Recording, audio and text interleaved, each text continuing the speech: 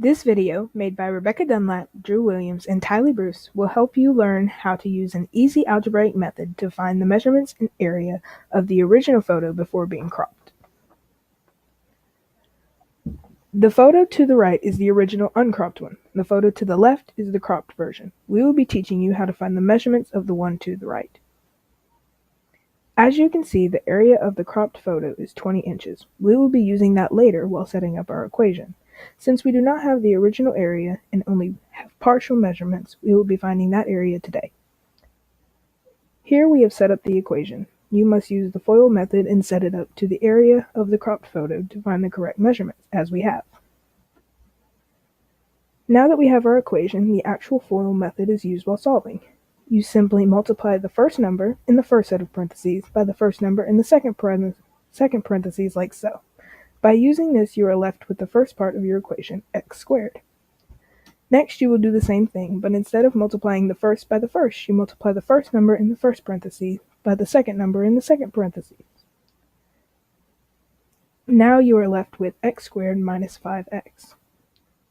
The next step is multiplying the second number in the first parentheses by the first number in the second parentheses as we have. You will come out with negative 6x and add that to the equation, leaving you with x squared minus 5x minus 6x.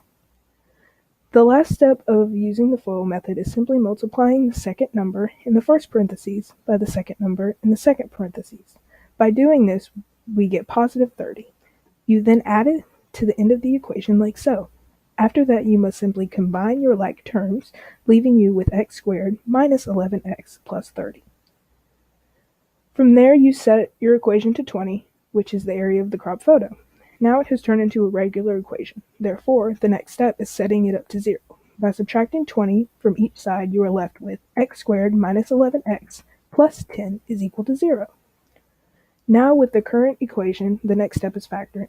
Your new factored equation will look like the original FOIL one, but the steps that follow are not similar. The factored equation is open parentheses x minus 1 close parentheses open parentheses x minus 10 close parentheses is equal to 0. The final step is the most simple. The only thing you do is change the sign of the number inside the parentheses. In this case, the answers are x equals 1 and x equals 10. Since we know our photo is a square, we can rule out the unreasonable answer, which is 1, and are left with 10. So our final answer is 10 inches for each side.